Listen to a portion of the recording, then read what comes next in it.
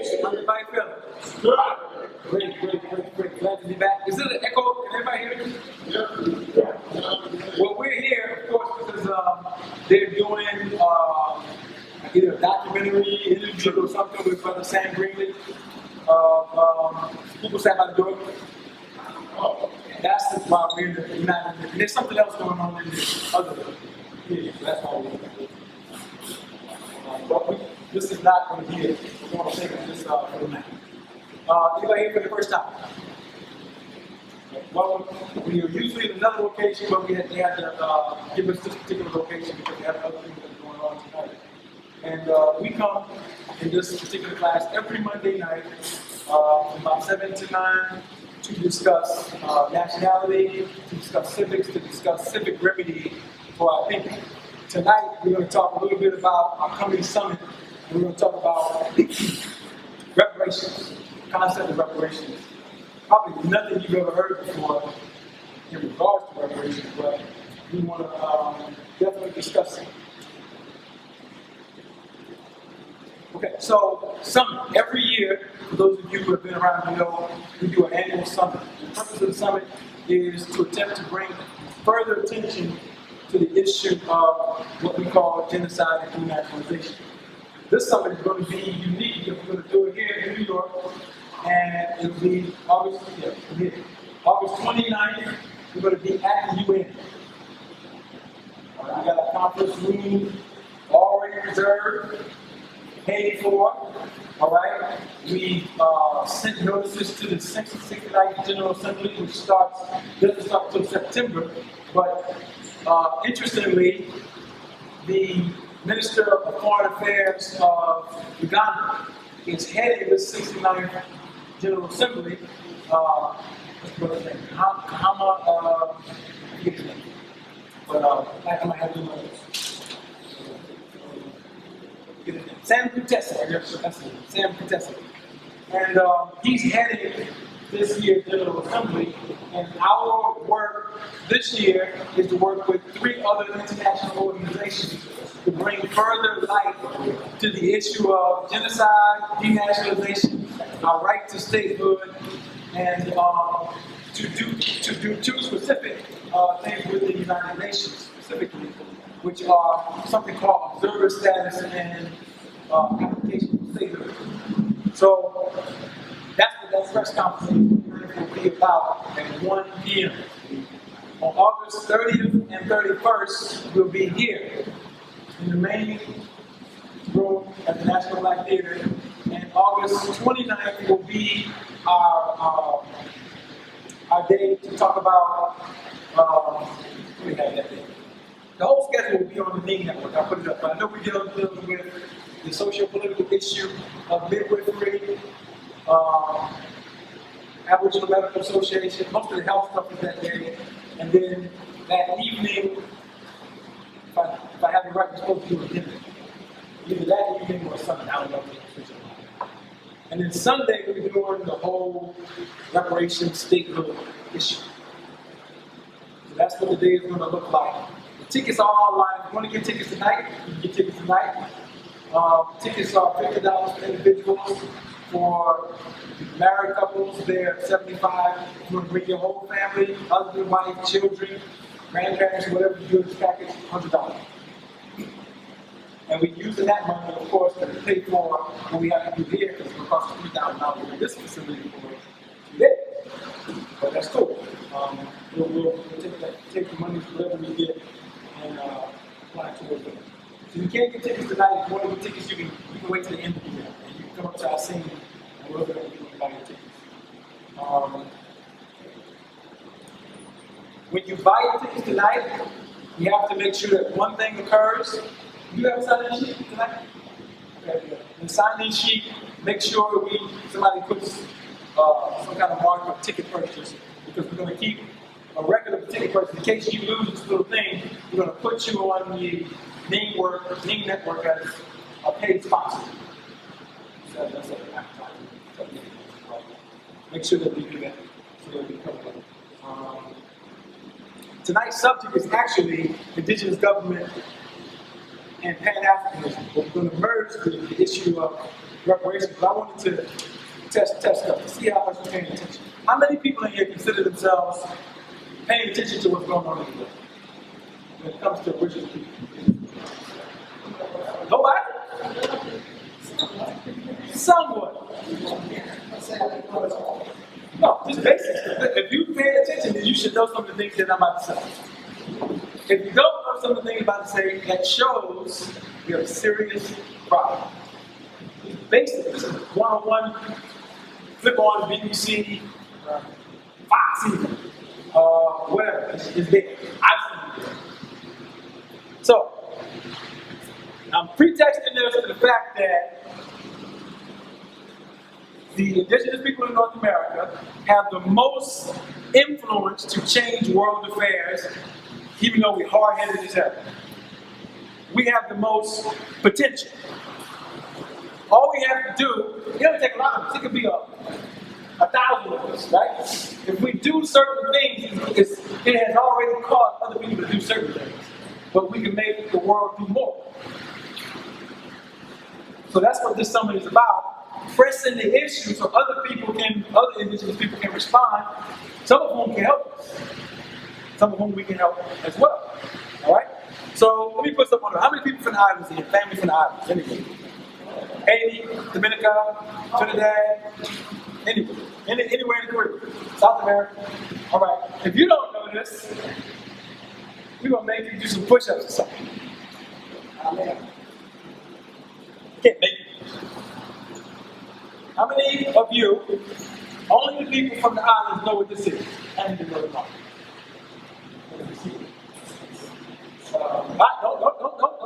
Don't tell yet.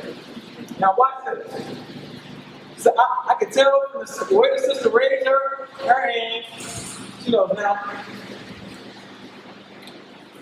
Oh, I want you to answer because I know you already have this. A national who's from the islands, tell me what this is. I'm going to Spain. You know what it is? CARICOM is like an important structure of islands in North and South America. Like it's kind of like a blend that. Okay. Anybody else want to add on?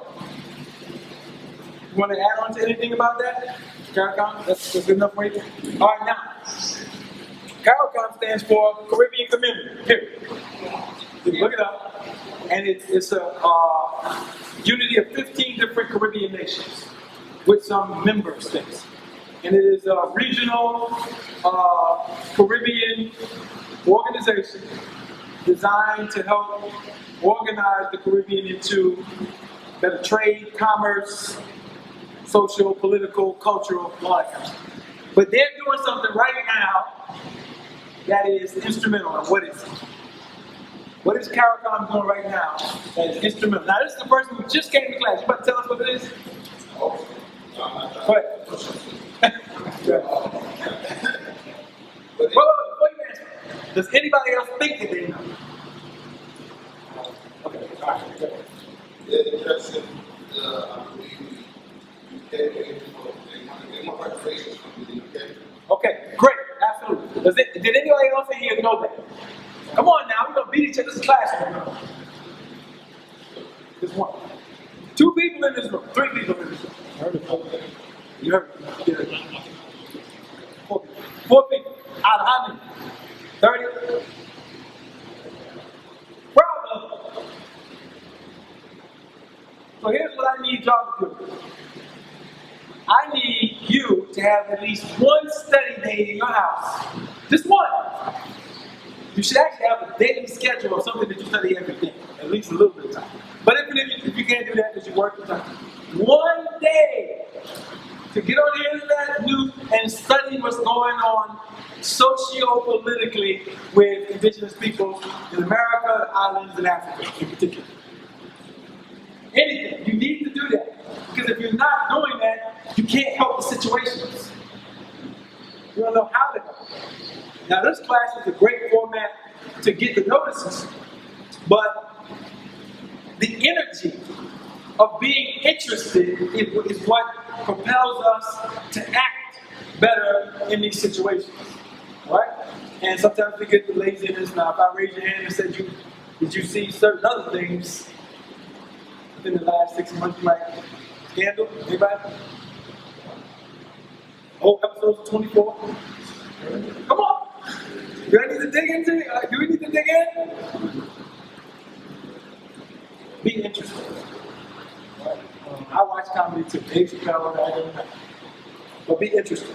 So CARICOM specifically is addressing most of Europe. And they have a 10-point program to address the issue of reparations. Now this is 15 nations composed of people who look just like you, for the most part,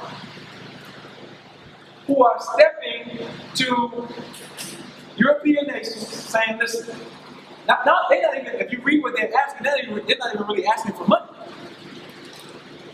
Right? So any of us on the islands who are interested in getting our people to talk about nationality and remedy for the genocide, you got a whole bunch of help. Because when they go home, most of them don't even know that the nation that they're a part of is demanding that the enslavers deal with some form of restitution. And everybody in our community needs to know that. Everybody. Because whether they get any attention from Europe or not, the fact that the leadership is willing to address that question without fear of being assassinated, sanctions, says a lot about what's going on in these places, culturally. Now, they need some help. Why am I saying they need some help? This is where we come from. Now, this is a small class. People might not think that this class has a lot of influence, but look, we get the godfather of hip hop in our class on most Mondays. He could be anywhere. He could be in Africa, somewhere. He comes to these classes.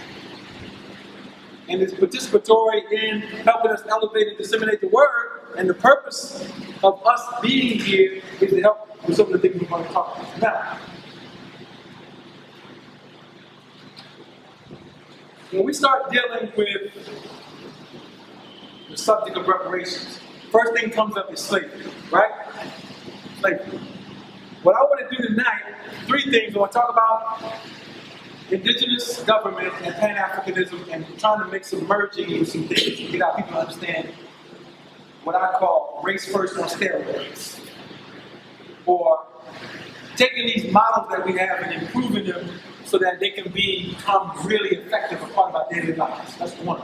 2, within that discussion is a discussion on culture that can eliminate things that come up when we are practicing counterculture and don't know it, and it causes us to fail. We have to have that discussion. All right? And the last part of this is more detailed about what we mean when we say reparations for real. Because CARICOM is not talking what we are. And the last sub-point to get into all this is, how many of the normal leaders have come to you and told you that 15 Caribbean nations are demanding reparations from Europe? It's getting more clear what's actually happening to our people. We're being sold out. We can take cruises to these places.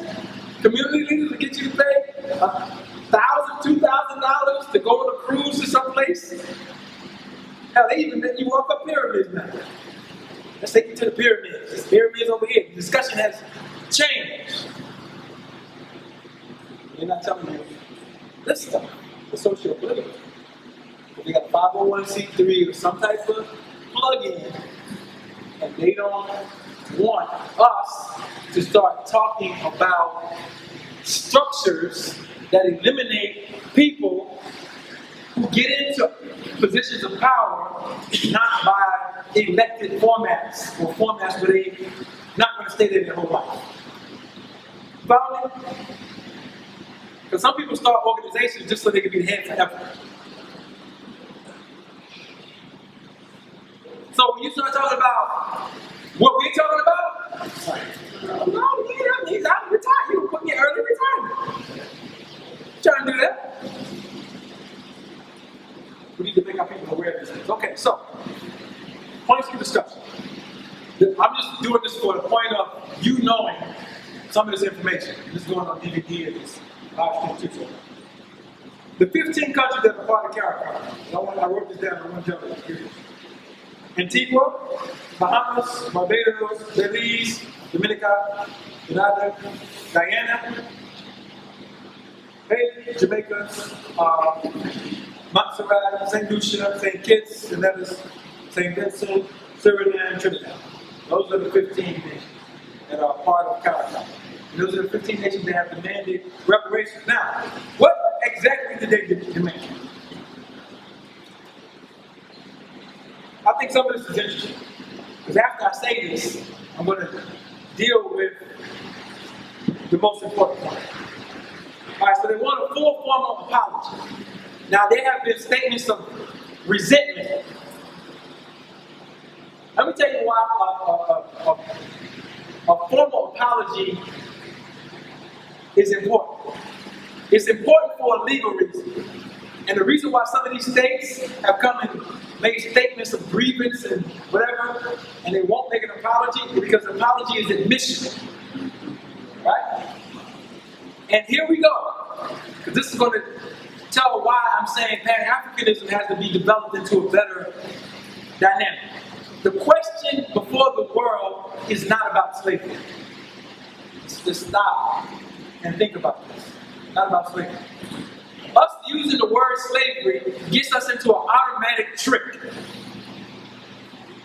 And if you watch some of the discussions on slavery, somebody sent me a link on slavery, a slavery discussion that occurred in Great Britain about a half hour. And the first European economy, it's always one, started with the discussion saying, well, if we're going to pay reparations for slavery, we need to pay everybody, because everybody was slaves. You know, the Romans enslaved so-and-so, this is enslaved so-and-so. It's not what we're talking about. And you need to know whether you're in private discussion or whether you represent smaller groups or larger groups to stop using the word so you don't fall into the trap.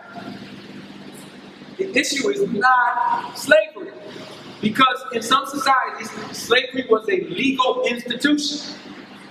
You can go to places in Africa where slavery was a legal institution. But it was nothing like what happened in transatlantic so-called slave trade. Nothing. There was no loss of nationality and identity. So this is a unique type of thing that we use the current term genocide. Because we are bringing up issues of law and fact. And if you don't make it that, you make it into a boo-hoo party about who's going to apologize and feel sorry. We can't go on August 29th with that kind of discussion. You get laughed out because people will automatically know nothing about civics, law, international law, discussions on this. So wherever our communication is, and wherever you're speaking at, you might do interviews or whatever, who you are, your audience, or don't use the word slavery. And if you hear the word slavery used, make an issue of correction to say that it's either genocide, and if you want a very elaborate emotional word to use the word Holocaust. Why? Because you have to deal with the closet racism. And the easiest way to deal with the closet racism is to show the comparative analogy between parties that have received reparations and you who didn't, and the extremity of the injustice. Because if you use Holocaust, you're dealing with people who have been psychologically triggered. So you got to understand their trigger words. Holocaust is used in relation to Jewish people, period. So in their mind, that's what they're going to associate it with. Then they're going to look back at you and then get confused a little bit. What do you mean Holocaust? What Holocaust? Start teaching. All right? Because nobody at the UN or in that discussion that I watched online is going to ask Jewish people the same question that they ask us. They'll even ask them that. It doesn't come up. How are we going to pay for it? They would ask Israel how they're going to pay for it. No, they take money out of your check right now and pay for Jewish reparations. And there's no end to it. Next year, it'll be appropriated by Congress to pay the Israeli military, museums, whatever else they have, from people who are in genocide and denationalization. So don't ask me where the money is going to come from. Don't ask me where it can come from, where it's coming from right now. Very easily. It just so happens that Israel has a political entity. What's yours? Follow me? You can't give reparations to African Americans. What body are you going to give it to? So now you see why, when you raise the issue of nationality, all of them run. Because the form of body politic is the answer, because the body politic is the entity that can receive any residual reparations, if there were any to be appropriated. You follow me? We're talking a legal discussion. All right, so. Full form apology. Repatriation.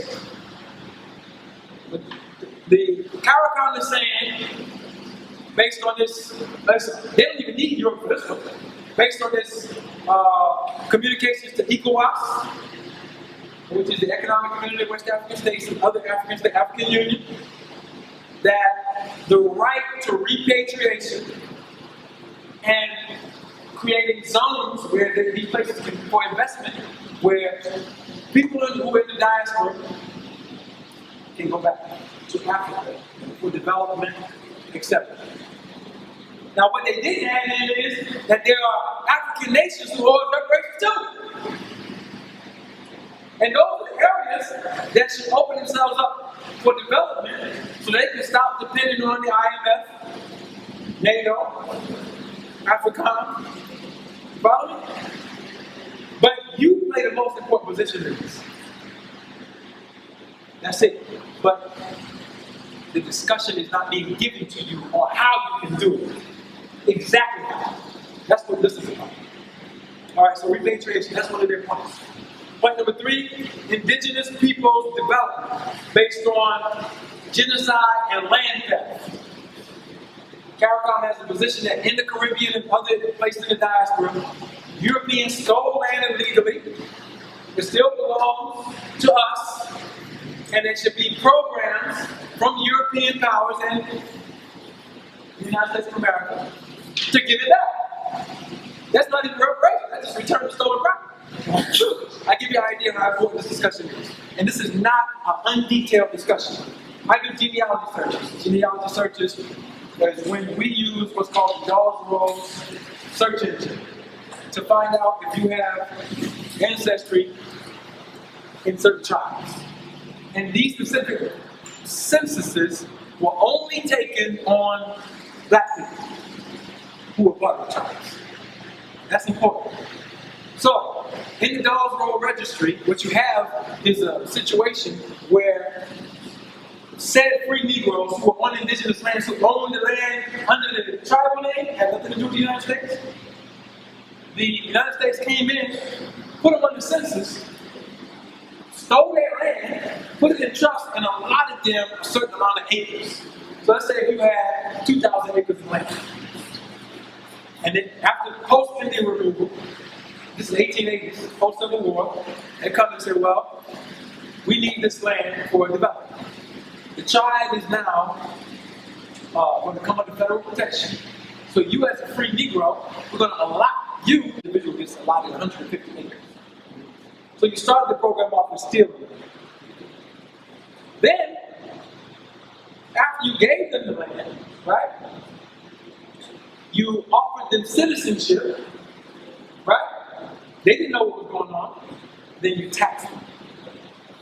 So from 1887 to really 1930s, you saw large amounts of people who had land in certain places, Virginia, Georgia, whatever, lose it. Or, if they didn't lose it, what's the word? Eminent domain.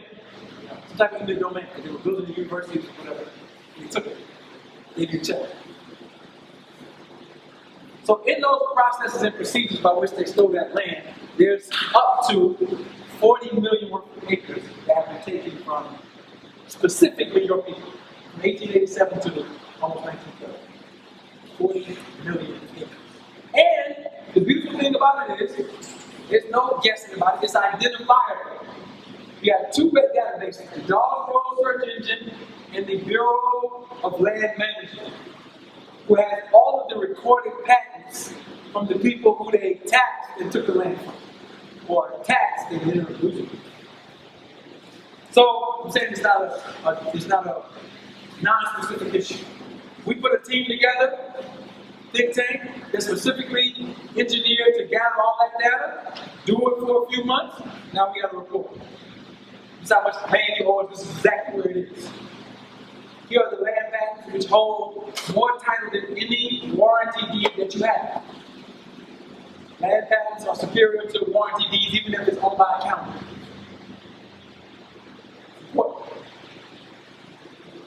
So let's say I'll give you an example of how the process is. Let's say something went on funny with your family history. And your family owned 3,000 acres in what's now Atlanta, Fulton County. And you find out that the Fulton County courthouse is on land that was owned by your ancestors. And you bring the proper suit, both domestically and internationally, to regain that land based on a proper lawful argument. They're probably going to want to make some major deal with you to try to quick dispute. But I'm just saying that's how serious the history has been stepped over is. So, point number 3 by them is a good point. Now, we just going over CARICOM. This is not something that we're directly a part of necessarily unless you have affiliation with nationality or one of these 15 powers.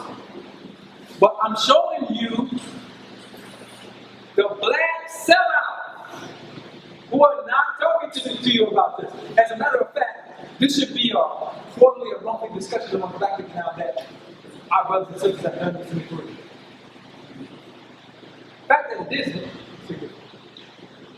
cultural institutions, which would be repaired, given for museums, universities, libraries, those types of things. Again, Jewish people get almost $100 million for their various museums in North America. Appropriated from Congress, taken from tax dollars.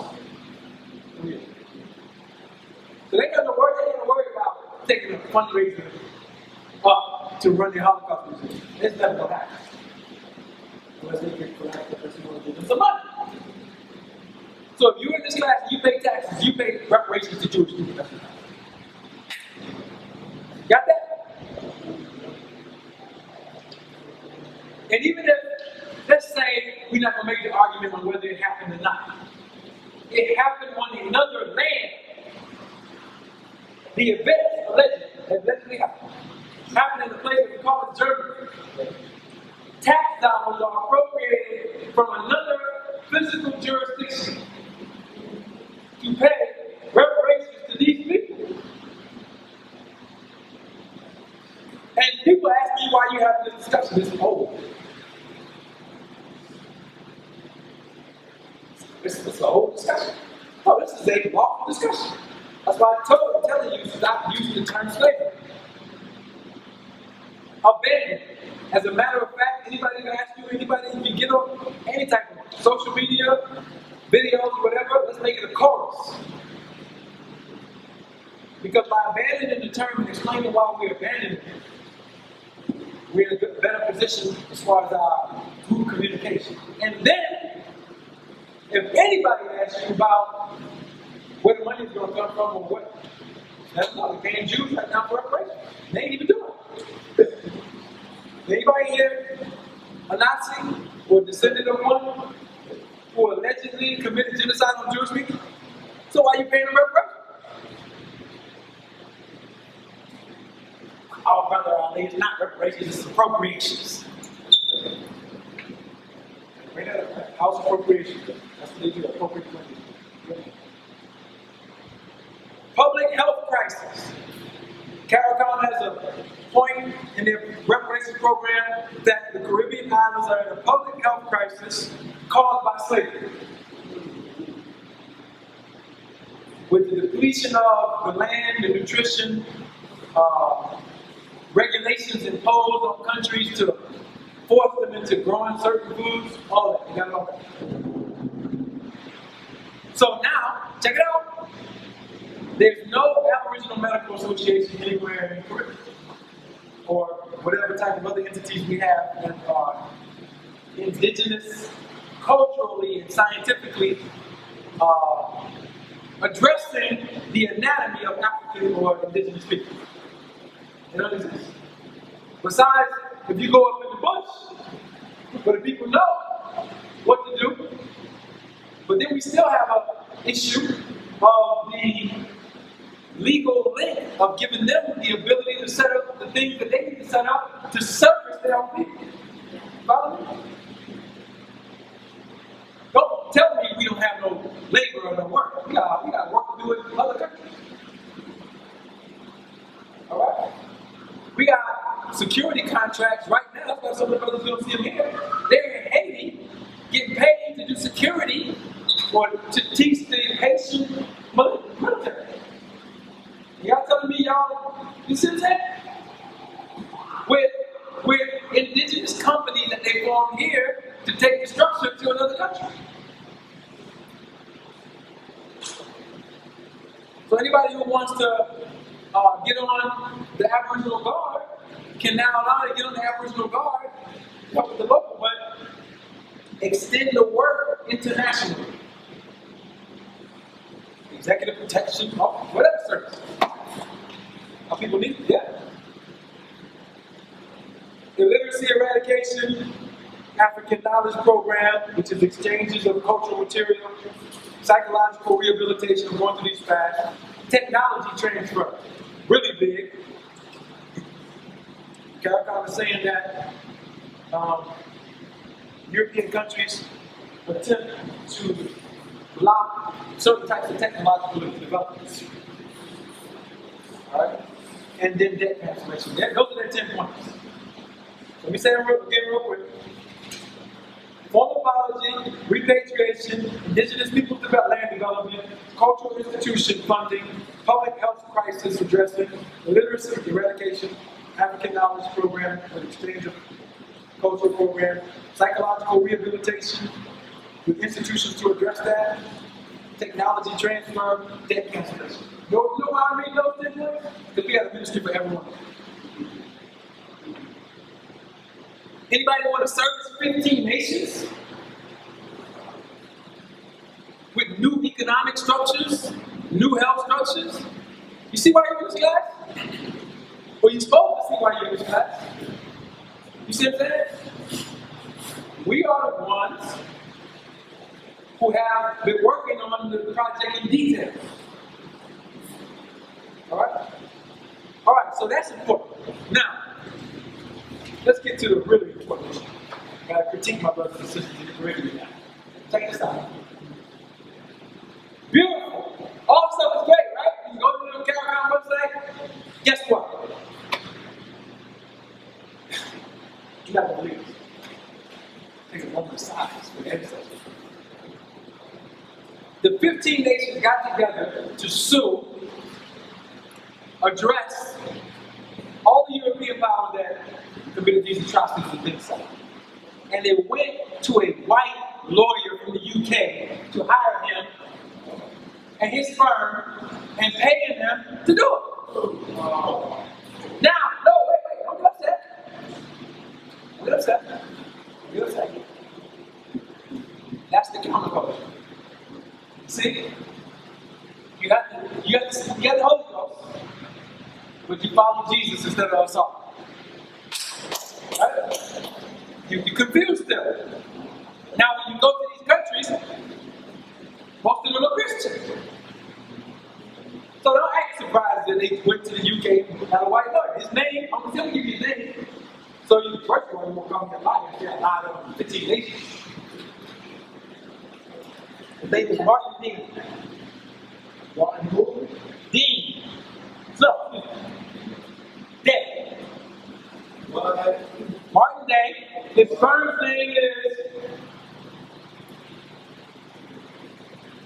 Lay and Day. From the UK. White and white. Yeah, white and white. So now you have a white man representing you in reparation.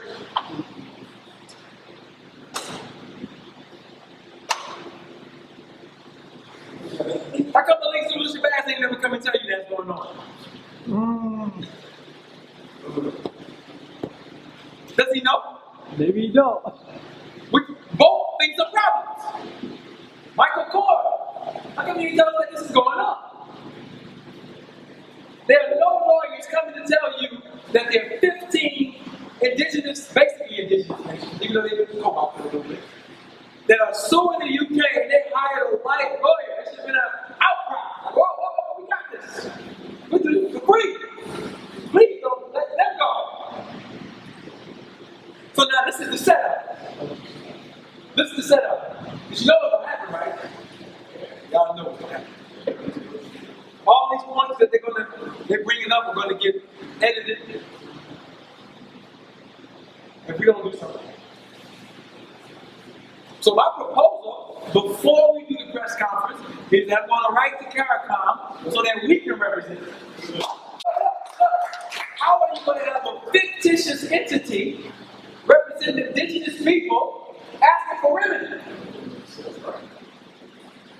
As a matter of fact, it should be unlawful for any bar licensed attorneys to represent us in any reparation case, whether they with us or not, in Melbourne. It doesn't even make sense. It goes against the whole concept. They don't even know what to argue. What is a bar licensed attorney, whether they study international law or argument? What treaty is he going to pull up to say it was illegal? Because he can't, because he's going to lose his license. As soon as he starts talking about the treaties of West Africa that are the lawful and legal basis to make the argument, or the indigenous ones, he already lost his law. He knows that. He or she knows that. So they can't make the argument. And then you go get this guy? Anybody got some? Look him up. Bring him up. You got tablets? Come on, bring him up. Bring a picture. Let's put this on the camera. Where's the tablet, guy? You gonna be a text with somebody, brother, in the middle of class? I'm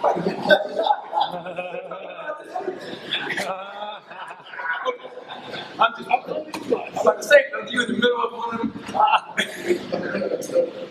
What is the picture of? We gotta pass it around. Martin Day. Lay it down.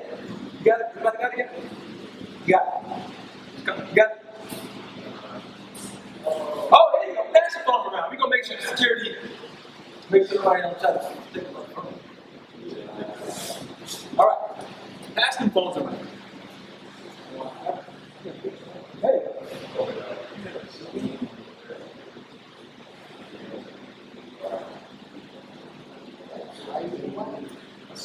Yeah, it's coming. Pass it around. Look. Now, what I'm saying to you, once again, is you're in the best position. Because you understand the counterculture. Right. You can't, listen, don't get upset with me if I'm about to say something here. I don't want to hurt my feelings. Alright? Just understand me based on history. You can't be a Christian and ask for reparations. Right. What are you asking for? Right.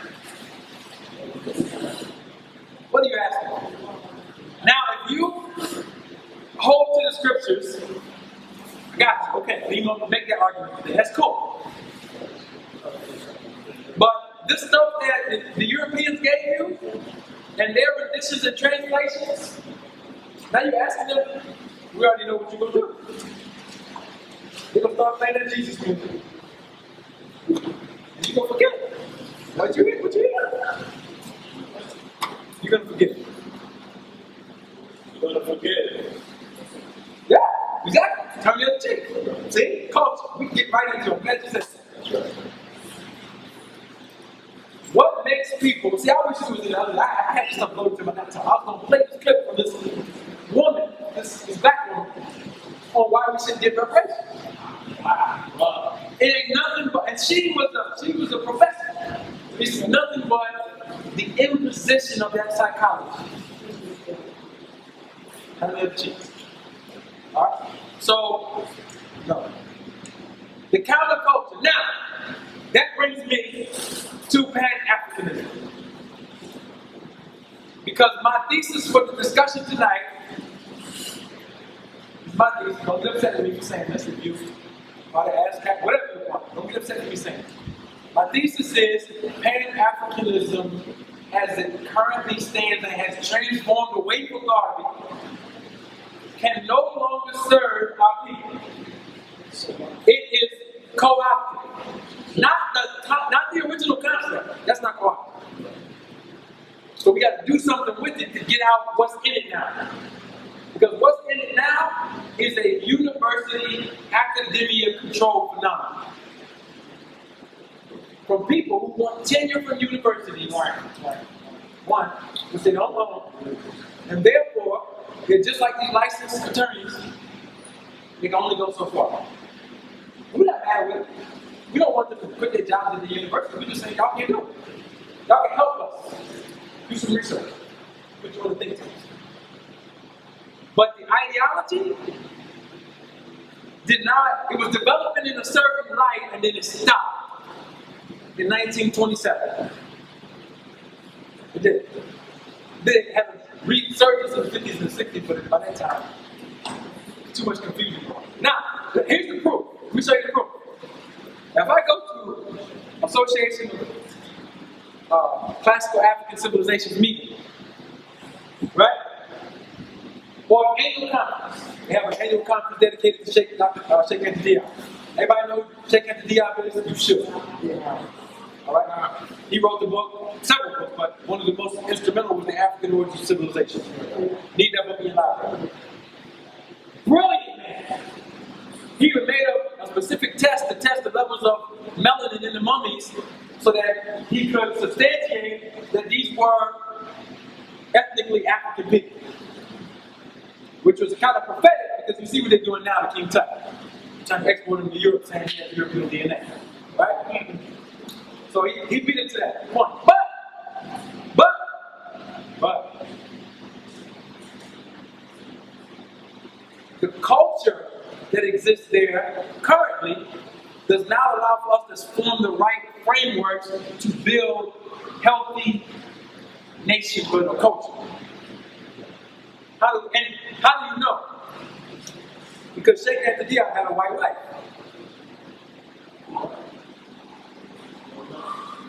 That's a cultural problem. That's a cultural problem. And then you can start going through the scholars and you start saying, I mess up. When these things go unchecked, they lead to counterculture and confusion of the doctrine, so now you can't move forward. Because as soon as the issue of staying indigenous in an indigenous state comes up, and then the question comes up, well, can white people be citizens or nationals of your jurisdiction? And you say no, because they're not indigenous. And then an argument ensues amongst the Congress or whatever it is that we have. Problem. That's a future look at things. But Pan-Africanism, as it currently stands, and the leaders who are perpetuating it are not African in the sense of what that word would mean if we go into it. They're not. Because they won't stand up against that, which I mentioned. They'll allow gays in. Alright? Gay people can come into ASCAP and these other institutions.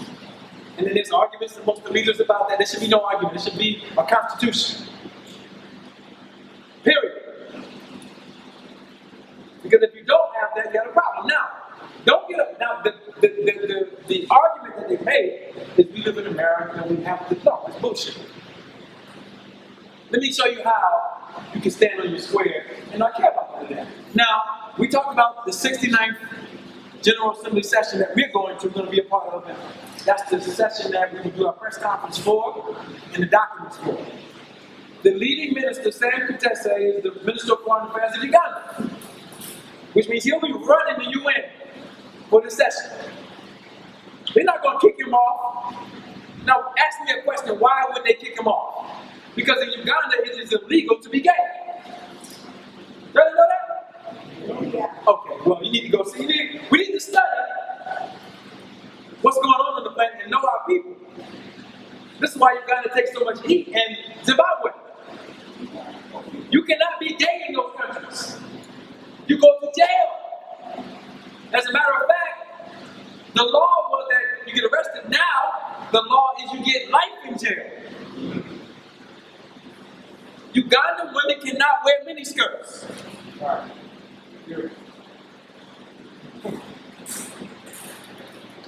See?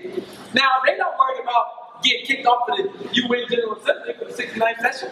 They're going to be right up there talking about politics and whatever. But when they go home to the UN, it's not a nation, it's a group. When they go home to their own politics, they don't care what Europeans say. Follow me? Watch your way. So no married white women in our society and no gay people. Got it? And it brings up the issue of culture. What is your culture? What is Pan-African culture? It's confused. Doesn't mean that originally God didn't have it right, but when you start off socio-political conversation without culture, go fast. Nation framework. You can't start it off. So let me give you some points of what I'm trying to say. I already started off. All right, I showed you that 15 Caribbean nations hired a white lawyer for reparations. That's as big as you can get as far as the sign. All right. So, what cultural framework am I talking about? Why are we saying indigenous government needs to take the place of Pan-African? Now, 55 nations, of course, 5 nations in the African Union, right? Only 3 of them, I would propose, actually have indigenous culture going on as a standard in their nation. Zimbabwe, Uganda, and Western Sahara. That's so small you don't even probably know where it is. Western Sahara is the only nation in the UN that refuses to have any interface with the IMF. Refuses. Right? And they have been attacked by Mauritania and Morocco. Alright? Because of their socio-political stances. But when you come to the African Union, the issue is the corrupt leadership. That's it. This is about right now, you have over 17 rebellions going on in Africa right now. Border and cross-border, different countries. Because the leadership is corrupt. And the people are doing pretty good their work with change some of the things that's going on. But culture. In America, you told you got right to what? Religion, right? First Amendment. Got that? So everybody can do what they want to do. However, what we don't pay attention to is that there's a certain culture that is forced upon the people. All right? Now, what do I mean by that? Let me explain. Whatever your government system is, that is your culture. You cannot have a culture from indigenous peoples practicing the government of foreign people. You can't do it. The reason why you can't do it is because the way that the legal and the lawful framework affects your home, that foreign governmental structure will have more influence than the pseudo-culture you're trying to practice. And it will confuse each generation that comes from it, so much so that you begin to see the children think that they're practicing the culture, but doing absolutely 180s against it. Classic example. Yes. Gotta use this example. Some of the old people might not know. Anybody was in Brooklyn at the concert in Brooklyn this weekend? Watched it online. All right. You watched it online. Great. Who was in the concert? Jay Electronica, Talib Kweli, Talib Kweli, Mac Miller, Jay-Z, Jay-Z, Raekwon, Raekwon. a whole bunch of other people. Right. All right, so Jay Electronica was the headline for Raekwon, but then they had a whole bunch of other people there, right? Now, I know Jay Electronica. I lived with him for 3 years. So, he's mad at me right now, or should be, for saying something they don't understand in public. He's saying it private too. That's my brother. He said, after a while, came through the Nation of Islam and the Nation of God, right? Matter of fact, Jay-Z gave him the chain that they was giving so much controversy about, right? Y'all saw that? Right. The Circle flag chain? circle. He gave it to him at the concert. Now, they came out in FOI suits, didn't they? Yes. Y'all saw that? Anybody saw it? They came out? Yeah. In the concert, FOI, everything. Same correspondence, Sheikh Anthony Diop. People in ASCAP need to understand that they need to have some type of discussion about those types of things when they go on, so they say that we don't accept that part of Sheikh Anthony Diop. But we accept the scholarship, we accept that, but that's counterculture. So how, starting 2 years ago, Jay Electronica hit the news for what? Anybody know? Say it again? Kate Rothschild. Y'all know who Kate Rothschild is? Heir to the Rothschilds. Yeah, exactly. One of only, I think, 3 or 4. Heir to the Rothschild legacy in London. White girl. An ugly white girl.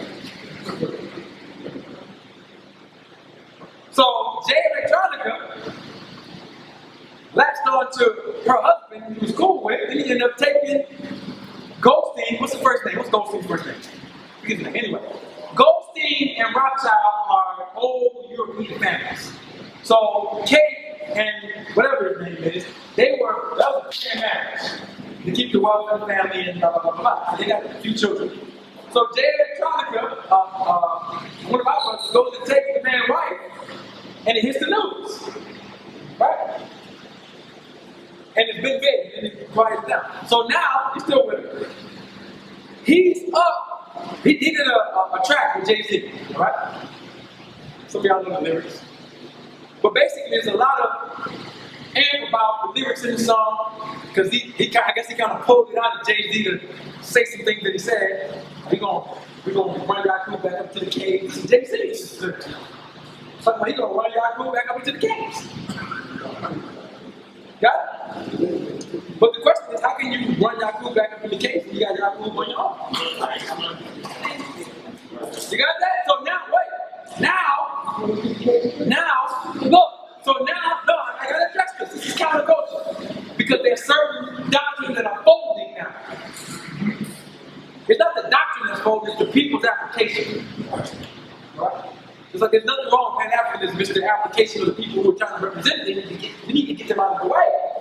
They're confusing our generation that's coming. So, you had, now, ask me, when I go put up, if he called me like, hey, come on, give me, come on down to my studio, you come down to Brooklyn, say some, hell no, man.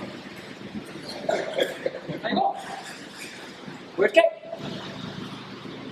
Where's Kate? Right. You're my brother. And brother in Islam. All of them, the ones that we went through together. Can't have that. But now, March number 7, all that for a while went to secure their brother who's misrepresenting their teachings. Not in private, where it might be a little thing where he might have been out of this and crazy stuff and everything. No, in the public, on camera. You know, all that. And won't speak about it or deny it. Nothing. So that's counterculture. You follow me? I'm trying to use that as that's counterculture. culture. He has a 3-year-old daughter. That's counter culture. By the time she gets 5, she's gonna be online. She's gonna see her dad with a Yahoo. That's a problem. The problem is not that he's a said black man doing it. The problem is he's a said black man saying he represents our culture doing it. You follow that different? If he was just ASAP Rocky or somebody, all right, good. All right, brother, I love you. Still a great. Hey, listen, but you are in the uniform on stage with it. My point is, we can't have that. That would be like me going to the UN with my special secretary, Miss Susie Becky, so-and-so, to announce me to come up to address the UN about nationality. Would y'all let that happen? Hell no. Because the question I asked is, how is all the FOI letting him do that? And they go to the side like, no, we're not doing nothing until you get rid of that power. Make some salad, make a 40-day fast, clean you out. Eat some bean soup, whatever else, fruits, vegetables, and then you good. We can't, yeah, there you go, see? Money. We demean our intelligence for. So my point is, any institutions that we have that are not under our own nation, no matter how small or whatever, you cannot have a culture without government. So, if the current Pan-Africanists do not want to address statehood, nationality, and the genocide that's happening in the socio-political stance, I don't want to read no more Mananetta right now. Let's take a break. We got people that know that already. We got a whole panel of people that can read all kinds of stuff. Upside down, Boston Fruity, left, right. It's cool. Come over here to this press conference on the 29th and see if you show up on the most important discussion that we can have as a people. That's Marcus Garvey's Pan-Africanism. That's Edward Wilmot Blythe's Pan-Africanism. That's the real Pan-Africanism. If we're not doing that, we're selling our people another religion. Because religion is something that you do on one day, and then the rest of the days you follow white people. Yeah. Yeah, you go pray. You know, I'll tell you all kind of stuff not to do, usury, don't do all that stuff. You go right now, IRS, everybody get it. I'm back to the 501c3. You see what I'm saying? Hypocrisy. So we can't have culture without government. That is my premise for the whole basis of the conversation.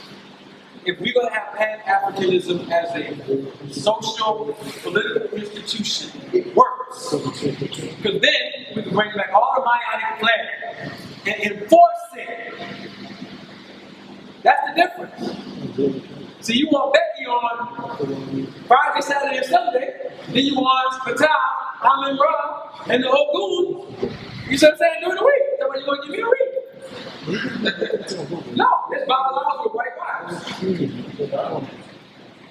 Then wait. Then they introduce an excuse in the doctrine for why they're doing it. But white people are here to help purify us. As the ancestors brought them into existence as entities because they're here to help. Hey, there you go. It's gonna happen. They're gonna bring it out. Excuse. Sometimes they're gonna find a way to get back in. That's the problem. Now, to brothers, I'm gonna say this to you, brothers. Listen, please.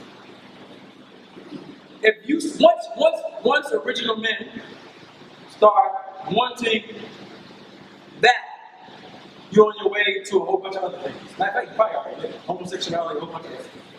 That comes with that movement. Because, and it is a result of post-traumatic slave disorder. It's a result.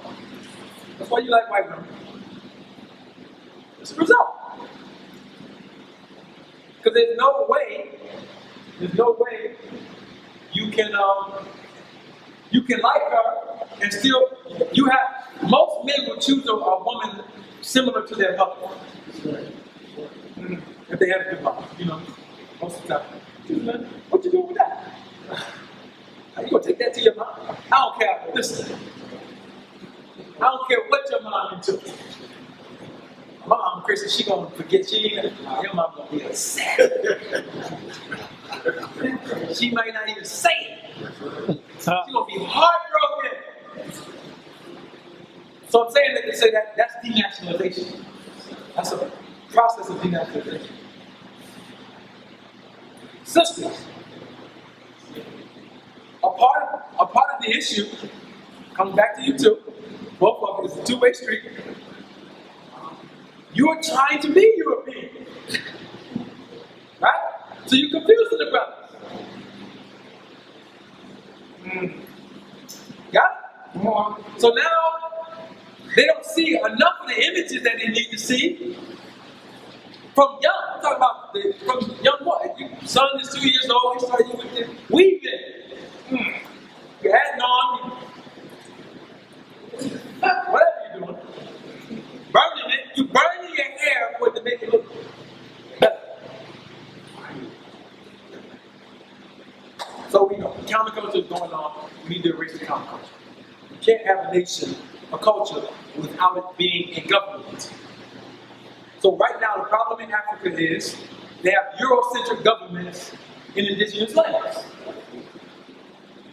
So there is no Pan-Africanism going on in Africa, except for a few places. Now the reason why we're saying indigenous government is because now we're about to attack the reparations issue like we're supposed to, which is the last part we want to talk about. Raise the issue of slavery was illegal. Or unlawful, right? Raise it in America, and a constitutional lawyer is going to say, well, the Constitution says that slavery was legal. Now, your rebuttal should be to show me what clause. Show it to me. He's about to set them up. I'm going to show you how to set them up. Right? He's going to say, oh, you can go to the first article of the Constitution, Article 1, Section 2, Clause 3. And it talks about 3/5 of a person in indentured servitude. Those 2 points. And the next question is, okay, well, who were these 3/5? Well, they were the blacks, the Africans. Okay. The Negroes. So my rebuttal is, show me where Britain, France, Holland, Portugal, Spain. Show me where they went to get these slaves. This is West Africa slave trade. Go about slave trade.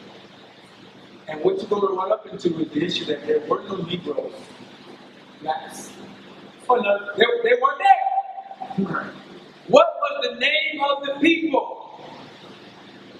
who were subjects of those 7 European polities and, get upset, 5 African polities who allied with those European polities to enslave groups of people? And what laws, if there are any, that would apply to this discussion today? From then, 1600s, 1700s, 1800s, that would apply to today. There was no Christian black code in international law. That was post-denationalization. So now, we're raising the issue of international law, and what it proves is black people don't know their history. And you don't pay attention to your teachers who try to come and tell you something. Even if some of them made some mistakes, most of them were saying some very legitimate things that we jumped over. So, let's go to it. What polities did the Oyo Kingdom, I said, Kingdom of Ouida, Kingdom of Dahomey, Kingdom of the Akan, Actually, it was 6. Kingdom of Angola and Kingdom of the Congo. Those 6 colonies, who did they unify with Europe against in West Africa? We ain't gotta make nothing up. We'll be tired of hearing these made up stories about history. They united against predominantly the Moorish colonies that were in West Africa. That is a fact of history. Now, black scholars educated in European institutions, impacted mainly by 2 Jewish professors, came and reversed the story. This is not an attempt to make you a part of any particular Moorish institution. I'm talking about facts of history. Don't get emotional. The reason why there were treaties amongst these colonies in West Africa with Europe is because we were at war with them. You call it crusades, a different name, it doesn't matter what you call it, it was there. They, European powers, through trade, noticed certain political frictions that existed in West Africa. And they took advantage of it. And they're taking advantage of it. According to, get this off the book right here. Sylvian Diop, this is the sister. She's from Senegal. I ain't gonna mention it. Just get all of her books. She got 3 books on transatlantic slave trade. And she highlights, she doesn't use the term more. Don't matter, same people stuff. She highlights that over 60% of the places, Senegambia, other places, were ports for the West African Muslim population to be brought into places like Charleston, other places. Now, this is not a religious conversation. The treaty is called, what we call the Treaty of Marrakesh, 1786. And the treaty was made to end the war that we were having with the European colonies and to guarantee that we would never be made captive or enslaved by them. 1786, translated in 1787. That's what ended slavery. Or was supposed to. Not 1865, 70, 80 years later, with an amendment to somebody else's doctrine, or somebody else's legal or lawful doctrine. You can't end slavery with somebody else's political body. You end it with your own. We did that already. So in violation of the treaty, they kept the slavery going on, and now you're African Americans, Negroes, and all those other things. So those treaties are the West is one.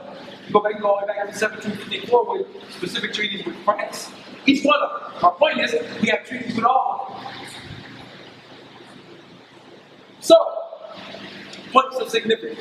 When you go back to Haiti, and you look at the revolution, what you will find is Boukman and Toussaint Louverture talking about one of the leaders that founded the Haitian Revolution.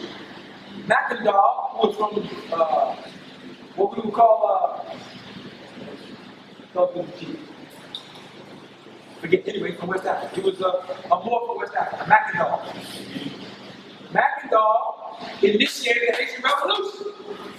He was the one that first bringing the charge together to military. Got it? Jump to Jamaica. Cujo. When we find that red flag, him and Queen Anne.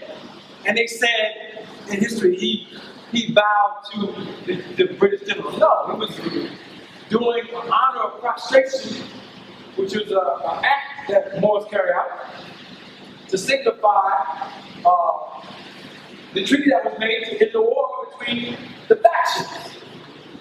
So the Moorish history has been suppressed. I'm not trying to make you pick up the Social 7 and get confused. I'm trying to show you the history. So that if we bring up a lawful case, we can cite the treaties, the law, and not be dealing with slavery, which is feelings and emotions. And then hire a white lawyer who's going to use what law prove that the genocide and the said slavery was unlawful and illegal. Listen, I go by that white house, people up the Treaty of America. And say, yo, hey, y'all not Negroes, they changed your name. These West African polities were under treaty with European powers. They violated, it's never gonna happen. So what we got to do? We got to do that. So your ancestry in West Africa is clear. Your ancestry in North America with the said original tribes is clear. I was asked to address the flag issue. I used this to address the flag issue. In 1778, the Powhatan, who were misnamed, oh man, pull this up for me. Pull up, hey, where's our scene? Is it? Pull up Delaware Treaty 1778. This is a misnomer. That's what after. Who? Come on, somebody give me this. Free book. Who is his name after? Anybody want a free book? Tell me right now. What is his name come on? Raise your hand. Whoever raise your hand first. French. You know it's like a French name kind of, right? 1778. Well, does anybody have a copy of my book, Lost Aboriginal Heritage in here? Oh, Treaty of Fort Pitt. No, not Fort Pitt. Treaty with Delaware. 1778 Indian Affairs laws. Yep, that's it. All right, so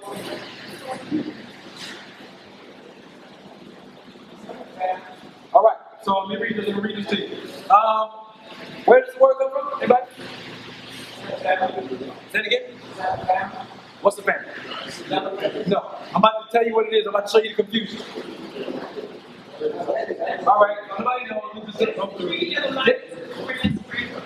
no, I have that to you. That's not the right. The other war. That's the British general. British. The British were fighting who? Now, I already showed y'all inside of my book where this word comes from. There is no Algonquian language.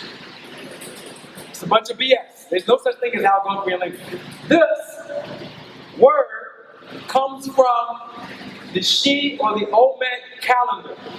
This was a divination ancestor.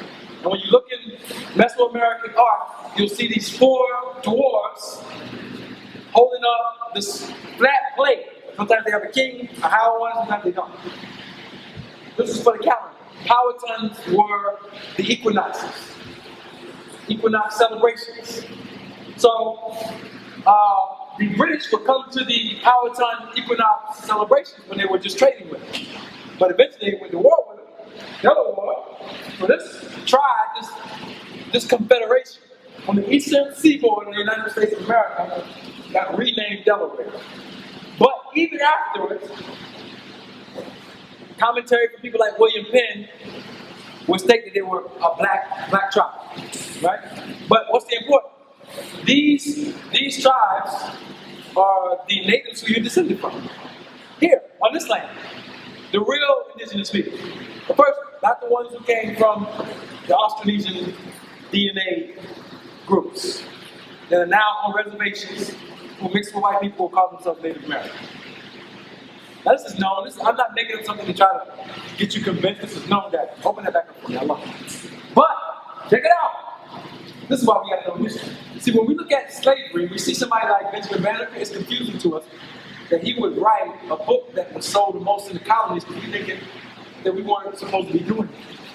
Kind of thing. It's because of how we view slavery. It's confusing to us. All right. Well, my point is, this tribal entity was guaranteed in this treaty the right to their own state. Check it out now. Now, from 1778 to 1787, what happened? The first attempt to wipe out this population of mainly the chiefs occurred. What was the first state to ratify the Constitution? Come on now. Pennsylvania. Now, what happened with the administration of this particular entity? Well, it's a few things. I'm going to read this, but this state right here, all the history of the state will explain everything that happened in Native America and everything that's happening to you with the fiction. All of them go here to register their trust. All of them. Every IRS, everybody. This is a ritual. I'm not trying to spook you out either. This is a ritual of significance of private communication. Let's call it that. Between them. Because they understand what they have buried here. So, when they set up the first statutes in America, it started with this state, and since its inception, you can set up a trust, and it could never be charged with fraud. Now, why am I saying this now? Pay attention to what I'm saying to you. You go from 13 colonies, right, to 13 states, right, segmented, to 13 republics under the Constitution.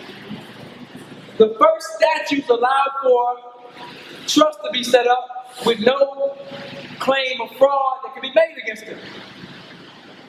What are they telling me? All of our entities are fraudulent that came from this inception. Let me back up. I see some of y'all looking at me. Let me get it clearer for you. All of what Europeans set up on this land are fictions. Got that? They're just businesses trading. And the only thing they can own is their collateral in those traders. If nobody signs up for the collateral, they can't exist. There's no real just saying rights to be here on this land. Now, of course, they got military, things they develop, but they develop those militaries through investment. Contracts. All right, so you got that. So, all 13 states, they set up everything. That's only for them. That was only for them. You were never supposed to be a part of their state government, which is why the Dred Scott case is the most clear communication, besides these statutes and other things, of what you're supposed to do. When Justice Taney made his deliberation on the legal precedence of the case, he said these words. How did he say it? He said that the case was only against the class of persons identified as descendants of African, how do you say it? That's not right. But anyway, he intimated that the case was only against those who were imported property. That's it. That's the word he used. Importation. And there's in the Constitution a what? Importation clause. We don't know what that means. Anybody got a birth certificate? You got importation document. That's your importation from being born from your mother, who's ignorant. They make her a trustee. She signs these documents and you get imported into the fiction. Bam, that's it. You never get that document when you cancel it, you can't be in the fiction. Because there's no paper trail to get you into the fiction. You follow me? So when we do a cancellation of birth certificate, very simple act of saying we're canceling this importation clause. And you need to go read the importation clause so you can understand what I'm saying. But suffice to say, you're not supposed to be a part of these state governments. You're supposed to be in your own indigenous governments. And the Dred Scott case, when you read it, right after he says these class of persons, he juxtaposes it to the indigenous peoples and says what? These were a free and independent people who never amalgamated socially. That's what you're supposed to not be doing. So they gave it to you. The Dred Scott case is supposed to be used for you to prove that you have the right to indigenous government. As a supplement to whatever international law or domestic law you use. Instead, we're arguing over the wrong part of it. You follow me? So that's why you need to read the case. take long answers to read. So, point. All the fictions, they started with Delaware with the fictions, and all of them come from this template. All of their trusts, all of the right to be states, this state signed on first, and then the last one was Rhode Island or whoever it was. Then they had their fictitious document. Now, if you go to Article 1 and they start talking about the 3/5 thing, and we already went through the treaties, our only interfacing with the Constitution is supposed to be an international interface. Well, not a domestic one. A domestic one, right now, you have to be a 14th Amendment citizen. That's it. The international clause, Article 6, which is called what? Supremacy clause. Why is it supremacy clause? It's the most important clause. This is the gateway to the real argument for statehood, denationalization, whatever you want to talk about. That is the one. Not the articles. This one. So this particular clause is what applies to you in your socio-political position. That's the only thing you're supposed to be arguing. You're not supposed to be arguing as if you're a citizen of the entity trying to get remedy from the entity. Follow me? All right. So Powhatan is a glyph. This is an Olmec ancestor. That's where the name comes from. There is no Algonquin. If you study all the Algonquian words, it goes back to said Olmec Maya, which is also a misnomer. But we go over it. So my point is, we don't have to argue about your ancestry. We have it recorded, and we have the treaties. Well, now let me read this. Check this out. Treaty of 1778. The last clause in it. Clause 6, Article 6. All right. I'm going to try to get through this as much as possible because it's not long, but. Whereas the enemies of the United States have endeavored by every artifice in their power to possess the indigenous Indians in general with an opinion that it is design of the states aforesaid to extirpate them and to take possession of their country. To obviate such false suggestion, the United States do engage to guarantee to the aforesaid nation of Delawares and their heirs all their territorial rights in the fullest and most ample manner that have been abounded by former treaties, all right, as long as they shall abide by the laws of their nation. All right, let me go down. I got it. Okay, here we go.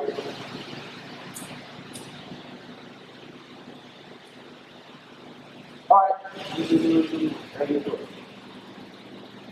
And it is further agreed, now you have to understand why the language of why things were written based on history.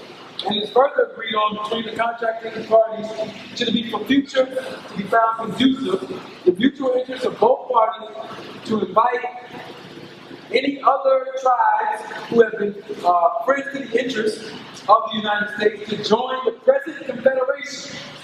Now, you have to understand, they're talking about this nation as the only independent nation under their own independent confederation. And to form a state whereof the Delaware nation shall be the head and have a representation in the United States Congress. Now, let me ask you a question.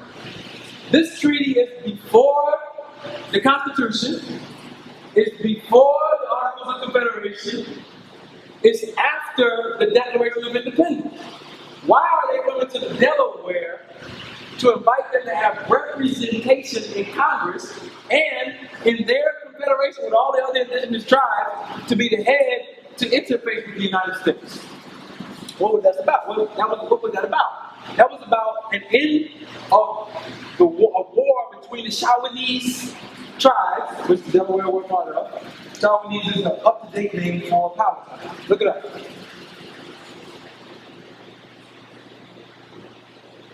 You gotta get a whole class of Native Americans.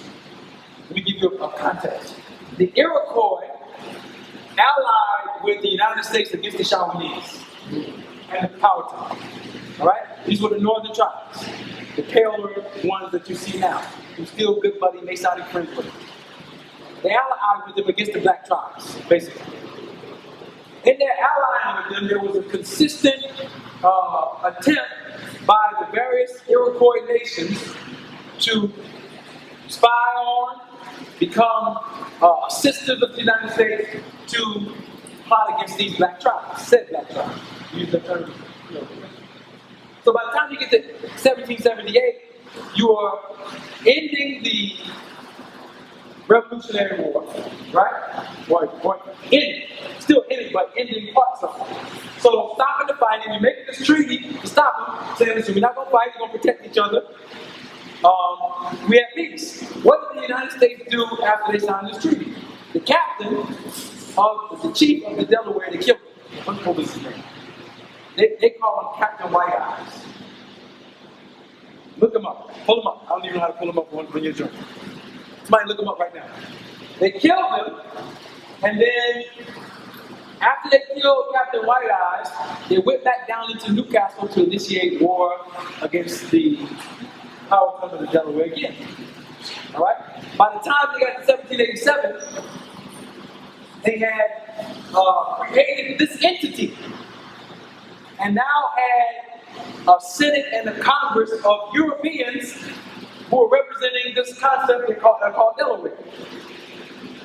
You follow what I'm saying?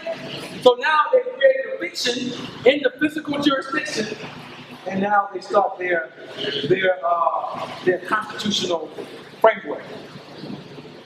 Some of y'all have seen me do the presentation of the Constitution. The Constitution was made to put a nail in the history of your people. I know you don't think that that's true. But the purpose of the Constitution and George Washington being presented as the first president, right? There's 14 presidents before George Washington. 14. The reason why he's presented as the first one is because he chopped down a cherry tree. The jurisdiction. That's the hacking at the jurisdiction. But he was in a dilemma. He was in a dilemma with George Washington is the most famous president, Masonic president, because he was in a dilemma with indigenous peoples and in a dilemma with West Africa, and he started the process to shut them both down. That's why he's remembered. All right? And in doing so, by the time we got to Thomas Jefferson, we're in this Barbary War, right? Which stretches from the halls of Montezuma to the gates of Tripoli. We don't know what this stuff means until we introduce the law, because then we can use the treaties to explain, like, oh, okay, this was the denationalization project. So now, they have these people who they call Indians. When if you use this word at this time, they'll talk about you. A misnomer. So when you go to the old law books, American Juris Secundum, others, when you look up the word Indians, what does it say? The Aboriginal inhabitants of North America. What we don't know is that's us. There were no these people on reservations. They were a part of the Iroquois Confederation up in the north, up in Canada, where we pushed them up into. An older enemy than the Europeans who had been fighting. And don't ask us where we got proof. It's in the book. We got it in the glyphs of us put handcuffs on these people. From Chichen Itza all the way up to Ohio. Point being really simple. All this history just says, if you know the history, you know the socio-political answer. It's a very simple answer. We're dealing with our indigenous roots, just singleness, nationality, rights, statehood, whatever, as a political status. And in West Africa, we're dealing with the treaties that apply to our people, the international law constructs to get remedy. You don't talk about that, we have no conversation about reparations. No. Matter of fact, we're going to have a conversation about nationality. Everybody put down the books, go integrate, vote for the next white president. But that's what you left with. There's no sense in having black organizations who don't know how to framework themselves into socio-political institutions that can give our people remedy. If they don't know that, they're useless. What are they for? A pity party? Follow me? So, with all this discussion, our point is we have to re-educate. Our people in the Caribbean think that they were brought there in slavery. That's what they think. And it is true. Some of our ancestors were brought over on boats. But you go check the mounds, the pyramids there, they're already there. We didn't leave the discussion. So questions. Let's raise that question. So the treaty flag. The treaty flag. The treaty flag was made in 1775 when the Delaware met with John Hancock, and that particular symbol, well, first of all, it's an all red flag. See what it is, all right? And that particular symbol, or the tree, is an ancient symbol of the native seed. It goes all the way back to what's called the Yasque tree. The Yasque tree is a covenant. It represents a covenant. First of all, we use trees as a covenant because of what the tree represents scientifically to us. You know what the tree represents, right? Life. No trees, you got a problem. No oxygen. All right? Not only that, the tree is the scientific conducive instrument to maintain the Earth's geomagnetic field in a proper state. Talk about the Earth brain. It's also your food, your nourishment, and your intelligence, your psychic intelligence. So when you see the Yasque tree, and you see the tree keep being used in the native traditions, that's what it represents. It's also symbolic of the Earth's geomagnetic field. So when you see the Yasque tree, you see bodies being born up out of it. Because our ancestors said we were born from the tree. Earth's geomagnetic field. This goes into a whole lot of deep sciences, but we use the tree. So the tree became the instrument of covenant. So when we use that particular image on that flag, that was a tradition of these people who go all the way back. And you can see in all their symbolism, they use that particular image. All right? So John Hancock becomes important, of course, because he was one of the presidents that interfaced with these natives. We even gave him a name. All right? So when they used Will Smith, Hancock, remember the movie? Yeah. What happened? He had amnesia, right? He was a drunk. Don't they tell you? We got him through the spirits. We think that was Tonto, and it was you. It's true. All right?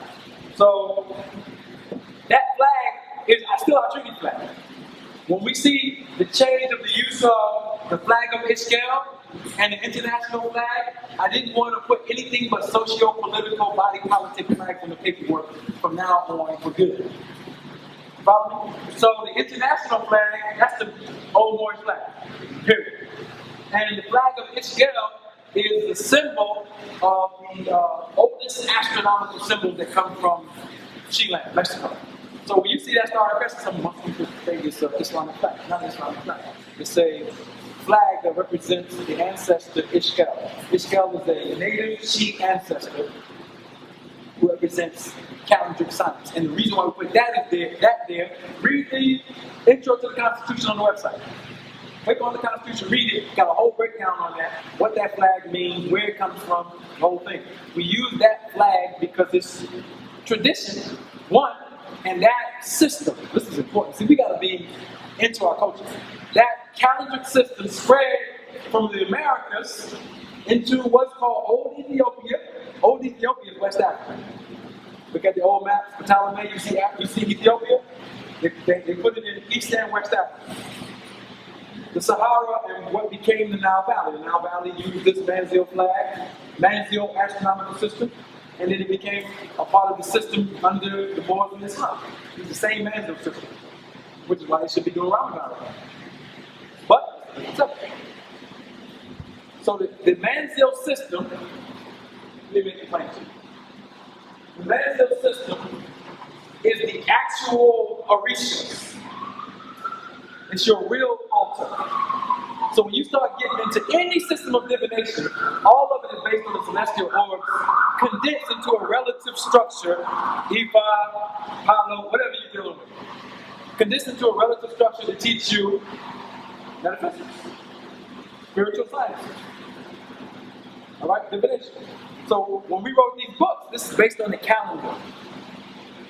So you won't think it's 2014. This means you worship Zeus. Got me? Which is, he becomes your Orisha. We can break this down. Orisha is the intelligence that you give attention to. Period. That's it. I don't want to spook you out. Yeah, okay.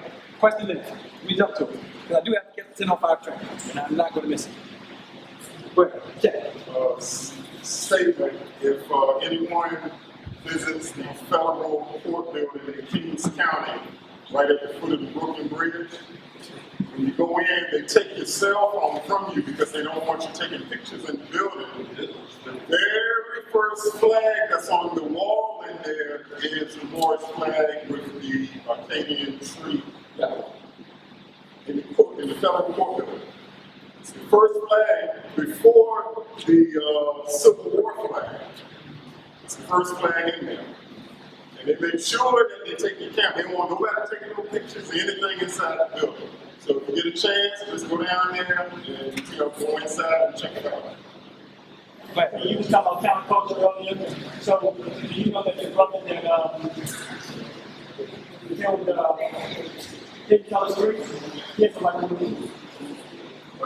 Really?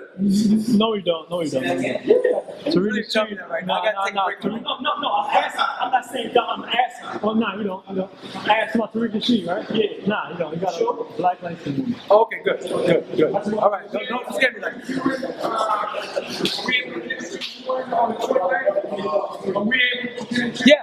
Yes, absolutely. How do we make that happen? Walk in the building with an ID. Bring our ID. If you have ID, if you don't have ID, bring a state ID. You gotta be actually in the ISIS paradigm to attend. Well, Huh? no, you don't. Hey, this event's gonna be a first come, first serve, and the room is gonna hold about, according to them, 300 people. So 1 p.m. Will you be August recording 29th. Will you be recording it? Can it be recorded? Well, that day we're gonna have a special recording. So It's cool. yeah, turn it off. August 29th, 1 p.m. And then if there's any update to the time, we'll make sure that we put it on the Ning Network right now. aboriginalnetwork.ning.com. We'll post the whole schedule there. And it's a 2-day event, yes? 3 days. 3 days. Will you be doing anything extra? Hold on. But Will you be doing anything extra afterwards, like any gatherings or whatever? well, we're doing a dinner here. Any extra gatherings? I don't know. I don't know. Interviews, I don't know. Probably gonna be a lot, but I mean, if anybody has things going on, they just have to let me know. Say it again. I don't know yet because the sisters are organizing that. But if you whoever paid for that ticket, the dinner is free. Yeah, every week we have tickets in. Every week. And if you want to do it online, you can do it online and you get the automated receipt from PayPal, and that's your receipt for it. If you bring like the whole 100, whole family, children, everything. Say it again. IndigenousGovernment.org. You can get the tickets. DrAliMuhammad.com. You can get the tickets. Not on the Ning Network yet. We'll update that. You'll be able to get on the Ning Network as well. Let's get these questions and go because I got to get out of here. aboriginalnetwork.ning.com. Do we have the pamphlets tonight from NC that usually brings to hand out? No? Pamphlets. Make sure you come see our scene to get the pamphlets.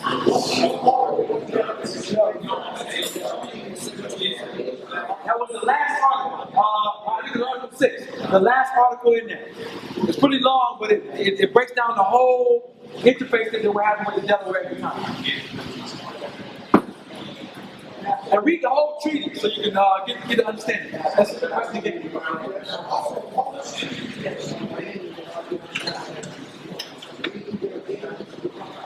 Absolutely. You can go to, what's the website with all the treaties on it? Huh? Yeah, Cornell Law, but what's the institution? If they Google it, they can get it. Cornell Law. It's a body of treaties at Cornell Law Institute. There's a name for it though. Well, it's one of them. It's a whole, but it's a page. They call it something.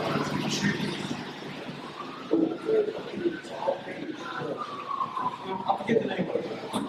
I'll be more prepared next week and I'll be in PowerPoint, so I'll be able to pull that stuff up.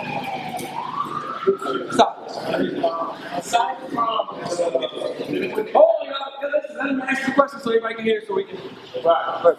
dealing with capital, aside from European lawyers, are they taking the right approach as far as the political status? Well, you know what?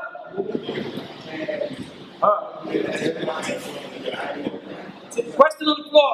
Is CARICOM taking the correct political approach as nations in respect to reparations? That's a hell of a question. Because they are considered states already, the only thing I would advise is the certain internal constructions. And they're aware of it because they put the point plan together. Like, most of the nations get training, or the university systems, medical systems, are mirrors of the European systems. So they need to change that. They have the nation, they have the people, they just got the wrong system. So the constructive way to deal with that is to take entities that we formed or however they may have formed and implement them into their legal structures. Now the problem with that is that most of these nations are under the Commonwealth of Nations, which means their money is coming from one of many European banks, Bank of International Settlements, or international banks, IMF, they're part of it. So the issue becomes, what type of investment structure can we establish with this whole thing so that these entities don't have to depend on those entities? And it's very simple. Not rocket science.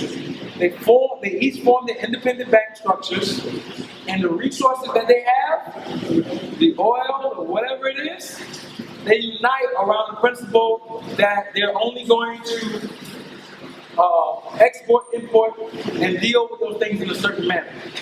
What that will do, I'll give you a picture. They are, but they need help. The help that they need is from here. That's the help they need, because they don't have anything to neutralize this crazy ass beast. We can do it. Not only can we do it, we can create a fund here that helps them in exchange for, let's say if they wanted the Aboriginal Medical Association to come down here to do whatever, set up a contract with us. We can take some money from a treasury here, or whatever type of financial investment we have here, to help these countries so they don't have to be dependent on European structures in exchange for that kind of activity. You follow me? So it is a very meticulous thing to do. I think they're going in the right direction. They just need a little bit of help. What? I'm going to take a second.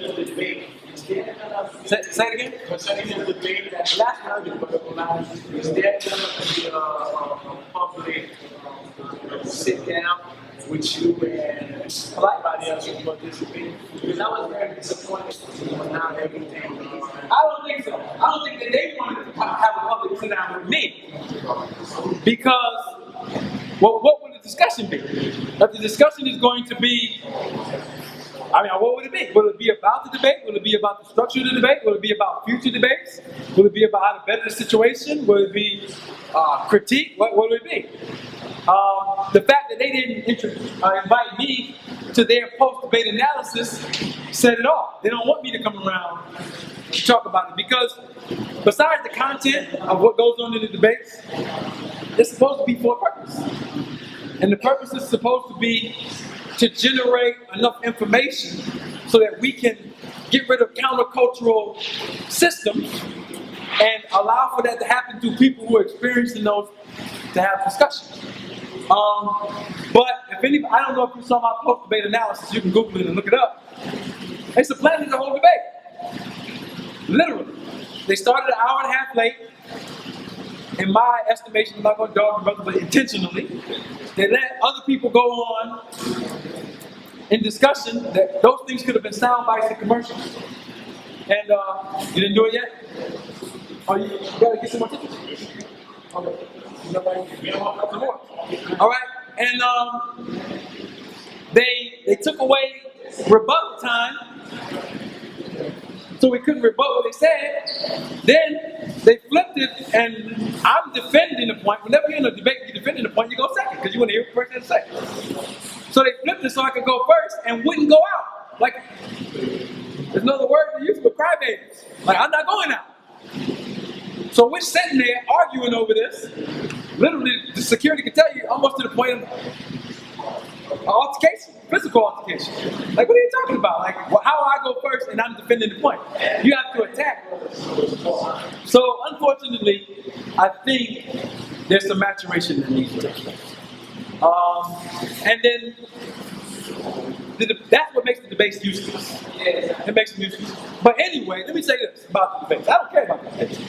I went to that debate first to deal with the socio-political issue. Polite wanted to deal with Islam, and I know why he wanted to do that. He wanted to try to make me look a certain way, which is cool. He introduced that, and then we ended up not even having the real discussion on the whole issue. And a whole bunch of other people left. But that was intentional. It was intentional. That's my estimation. I'm not going to blame anybody, but my estimation was they didn't want to talk about it. They wanted to make it just what it was. And we was in the Mercury retrograde, so that's what happens when you're in a retrograde and you don't deal with going back, Sankofa. So my point is, I'm not participating in those things unless it could be healthy.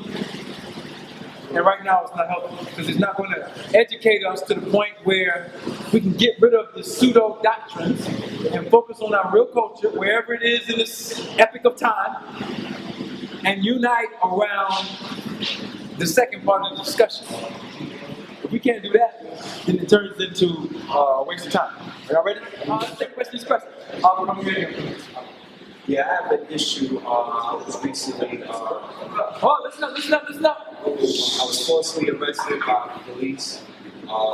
Here? I need some, New York, Queens, so I need some of your assistance. I wanted to talk to you about that, brother, but I know time is of the essence. Okay. Is there a law master here that wants to talk to the brother about false arrest? He'd already pulled me to the side. But yeah. Okay, you did the right thing. You got contact. Because I can obviously do a case, but if you have questions for me, I see you make sure the brother gets those things, you can email me and I can send me any questions that he has. Oh yeah, about the URLs for the classes, with the URLs so we can catch up as far as taking the classes. Which one? What's your law masters or the classes that you offer online? Which one? To become a national. Oh, okay, those are classes. That's a test. Yeah.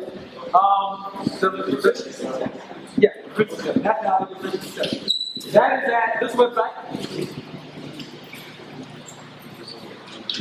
indigenousgovernment.org.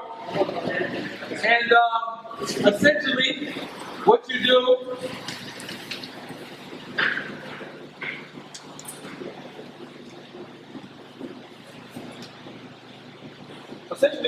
is go to this website, two links. The live TV link shows you the introductory video you gotta watch. The Constitution exam link gives you the actual exam. So what you would do is watch that video, about a few minutes, not that long, and then answer that test question, and you can email it to us. Once you email it to us, once we get that, you've done what you need to do to start the nationality process. And we do that so people can have efficiency to know what they're doing. Let me ask you a question. You just spoke about getting illegally arrested, right? What if you do the nationality after you got arrested? Does it count when you build your case or you need to file a complaint against the particular officers or the entity, the city or the state? Does it actually matter afterwards? Because he wasn't a member of honor. Right. He doesn't need to be a member of honor necessarily to get remedy for a problem. Or the international, domestic level, how you're talking about? Yeah, you wouldn't be bringing that into an international court. Like even if one of our nationals get arrested, that goes to our court. And we do a specific type of action where we have a judgment. It's a whole action called the reperation process. If he was a part of our nation, we can add more protection. But for him to get remedy, to do a color authority suit, he doesn't need it. But Carter will help him on the suit. And we will help on the suit in its current capacity. Again, yeah, we can't do it as a national. Because he wasn't already a part of the club. He couldn't. Yeah, exactly. So once I become a national, or he becomes a national, they won't put him a national. After that, we don't deal with going to their courts at all. They let the police account Unless you invoke subject matter jurisdiction. Like say, you get into a fight with a U.S. citizen, you break their jaw. That's a subject matter jurisdiction. We have to go to court. You still get protection depending on the nature of it. But we'll investigate it and see how we can prepare. But you invoke subject matter jurisdiction because you use their property. So what if the police officer enters your property? Then that's unwarranted. He doesn't have a warrant. He actually pushes your girl down. We can throw the whole suitcase of Aboriginal law at him and his jurisdiction. Wow. But if you are not, you can't just get it. But you still have remedy. You still have remedy. So if Chet talks to the brother, he's going to show him what to use to file suit, and if they are bringing charges against you, how to approach those charges. Because you know how they attack you and they charge you with attack them or whatever. What if they do something so fortunate where they do arrest you?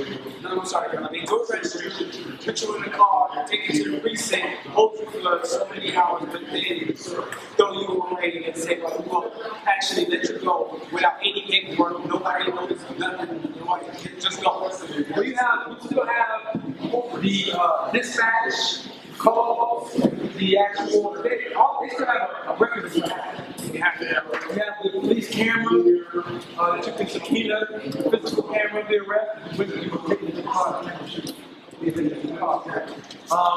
If they did say fingerprint, all of the things that they would do, they let you go without any paperwork, without anything. And now here they call it DC number. They don't have to. You'll still sue them. As a matter of fact, that's another pretext to sue them because if they arrest you, they take you into a jail, don't generate a DC number and let you go. That's the evidence of a false arrest. Well, that's exactly what they're saying. And we have that as a camera. Yeah. You can subpoena all of that information, get the officer's name after you get that information, and then start the Title 42. That is the color of the Title 18 deal with crimes inside of the color authority. The reason why you want to deal with color authority is because it's a situation where you want to get the physical allowance. So you add the Title 18 suit. You can merge them, or you can do them separately. I merge them to show that I can cut 18 crimes inside of a color authority law. Well, I mean, Just a quick question, getting back to CARICOM. Do we have any plans of contacting them to see Oh, yeah. how we can assist them? No, yeah, that's going to happen by Thursday. Official letter of representation and to give them a synopsis of if they're dealing with the reparation issue, why it is not legally or lawfully sufficient for them to use that law firm to address the issue of international law. That will be our communication to them. And then any other communications will be support and participation. Because we want to invite their minister to the 29th to speak and to let people know what's going on. Oh, okay.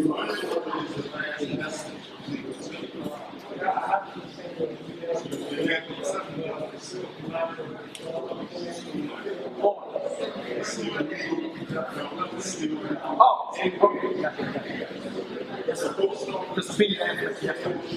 That's all I need to remind you. All right, so brothers and sisters, we are done. Get yourself some food. We'll be back next week at 7 o'clock, and we'll be in our regular location upstairs. Thank you, brothers and sisters. Travel safely back to your destination. We appreciate it.